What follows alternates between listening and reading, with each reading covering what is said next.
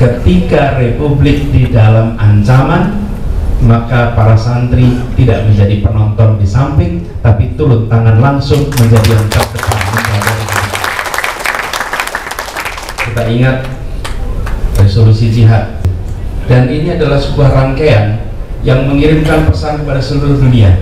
Bapak sekalian, peristiwa 10 November itu secara tempurnya sekutu kekuatan lebih besar kita, tetapi yang menggegerkan dunia, mereka tidak mengira bahwa proklamasi kemerdekaan yang pada waktu itu dituding oleh dunia sebagai kemauan sekelompok orang yang menyatakan atas nama bangsa Indonesia, itu dianggap tidak mewakili seluruh rakyat.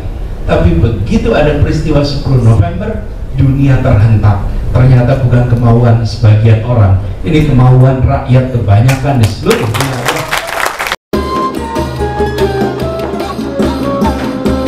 Ulama yang saya hormati, saya banggakan, dan saudara seperjuangan sejak lama,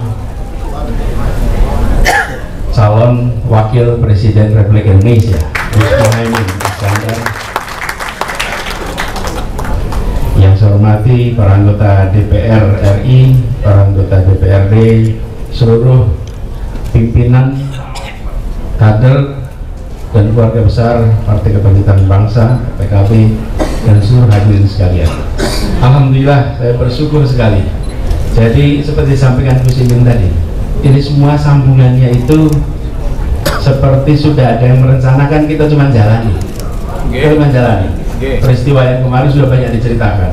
Tapi yang saya merasa bersyukur juga adalah pada saat kita ngobrol sebelum deklarasi hari Kamis, hari Sabtu yang lalu, Gus Imin dan teman-teman DPP cerita bahwa ini sedang akan ada Tour de Wali Songo, dan pas dilihat dilalah cocok saya bisa ikut di dalam salah satu ujung dari tour ini, yaitu nanti di Sunan Ampel. Nah, saya dapat bagiannya Ampel, dapatnya Ampel ini. Buat saya ke Ampel itu artinya kembali ke kampung halaman. Simbah-simbah saya dulu di Ampel Gading. Ya, betul. Jadi kalau lihat dari Ampel mau masuk ke masjid itu, nanti ada salah satu gang, nah itu di situ tempat keluarga kami tinggal. Jadi ketika dapat salah satu, dan itu tidak direncanakan berbulan-bulan yang lalu, itu paling tidak kita tidak tahu. Yang punya rencana itu dari kantor pusat. Kantor pusat yang menceritakan. Apa? Oh, dekengan pusat. Dekengan pusat. Jadi alhamdulillah, dan rangkaian itu ada halakoh yang tidak kalah penting dan disampaikan dengan luar biasa. Saya merasa bersyukur karena bersama dengan Gus Imin ini, beliau bukan saja merupakan salah satu ketua partai paling lama di Indonesia, 18 tahun memimpin, tidak mudah, betul-betul tidak mudah. Saya membayangkan mengelola sebuah partai politik memerlukan yang namanya stamina, itu stamina fisik, stamina intelektual, dan stamina mental yang luar biasa untuk bisa menjalani seperti ini. Dan kita bersyukur karena kita bersama-sama membawa pesan yang sejak muda kita sama-sama kerjakan. Kita ingin Indonesia yang lebih adil, kita ingin Indonesia lebih sejahtera, dan kita ingin Indonesia yang bersatu dalam kepentingan. Setiap dengar kata amin, kita aminkan. Iya, mengaminkan amin itu baru sekarang. Kalau dulu ya amin saja, kalau sekarang itu amin yang diaminkan. Bawaslu agak kerepotan mungkin. Ya, ya, ya itulah tadi, itu dekengan dari pusat. Nah, apa yang menarik? Karena ada warisan sejarah yang menjadi beban moral bagi kita-kita ini. Gus Muhaimin tadi menceritakan bagaimana PKB membawa warisan sejarah ini untuk dijaga, untuk dipastikan bahwa ke depan Indonesia terus menjadi sebuah negeri yang di sini ada keteguhan sebagaimana ketika para wali dulu memulai untuk masuk dakwah dan menghadirkan sebuah suasana yang luar biasa. Ada perbedaan budaya yang amat lebar, tapi mereka memiliki kemampuan untuk menyatukan yang berbeda itu. Bapak Ibu sekalian, kalau kita lihat baju itu ada penjahit yang mengerjakan, pasti mereka membuat pola dulu, polanya cocok tinggal jahit. Yang repot itu kalau polanya nggak cocok dan harus dijahit. Betul tidak? Polanya sama tinggal jahit kan ya gampang. Tapi yang sulit itu kalau potongannya beda tapi harus jadi sama, jadi baju. Di situ diperlukan lebih dari sekedar pengetahuan. Di situ diperlukan kealiman, kebijaksanaan, kemampuan untuk bisa mengelola, sehingga potongan-potongan yang tidak sama itu menjadi sebuah pakaian yang indah. Dan itulah Indonesia kita yang kita lihat hari ini. Jadi kami merasa ini adalah sebuah kesempatan luar biasa, karena sekarang kita mengalami situasi yang mungkin serupa.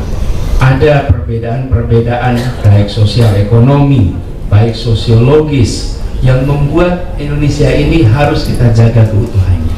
Dan kita menyadari selama beratus tahun umat Islam menjadi salah satu perekat di dalam kebangsaan yang ada di Indonesia. Salah satu lagi adalah juga bahasa ini merupakan perekat di antara kita. Karena itu kita ingin sekali meneruskan menjaga tradisi ini. Insya Allah kita terus akan menjadi rahmatan lil alamin. Dan bila itu kita jaga, maka kita bukan saja meneruskan apa yang dulu sudah dikerjakan, tapi insya Allah juga memberi pelajaran bagaimana menerjemahkannya dalam konteks yang modern. Dan khususnya untuk Sunan Ampel ini agak unik, karena Sunan Ampel ini selain juga memiliki keilmuan yang luas, kita tahu keikhlasannya, murid-muridnya juga alim. Sunan Bonang, Sunan Derajat ya, itu murid-muridnya, dan Giri. Tapi juga beliau ada di dalam wilayah kepemimpinan politik.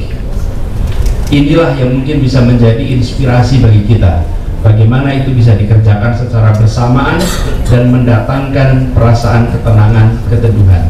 Ini harapannya, dan kami bersyukur sekali bersama dengan Gus Imin kita akan menyongsong ini.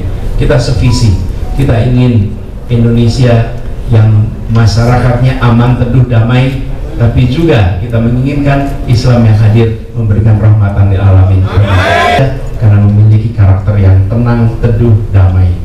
Ini harapannya, dan mudah-mudahan menjadi forum untuk belajar. Saya merasa bersyukur dapat kesempatan ini.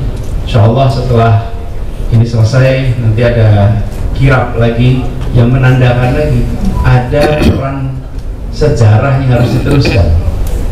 Ketika Republik di dalam ancaman, maka para santri tidak menjadi penonton di samping, tapi turun tangan langsung menjadi yang terdepan. Kita ingat resolusi jihad yang dimunculkan dan peristiwa 9 September peristiwanya itu hari ini, betul ya?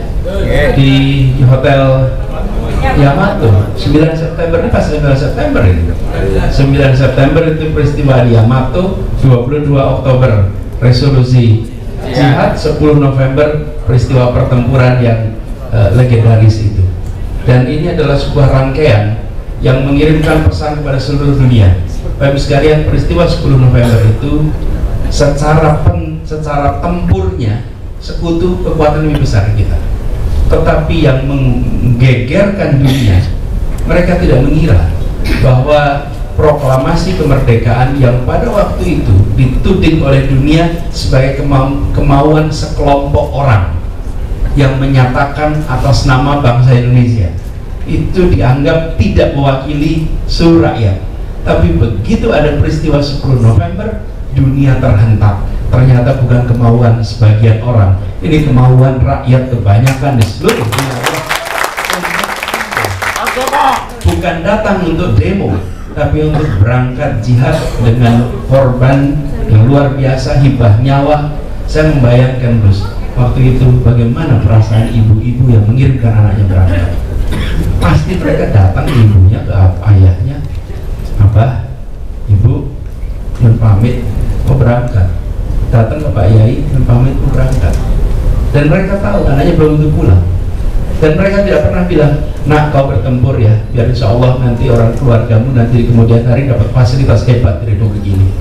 Tidak ada pikiran nanti besok dapat apa. Yang ada saat itu adalah kita harus merdeka dan kita tunjukkan kecintaan kita pada tanah air ini, kecintaan tanpa syarat.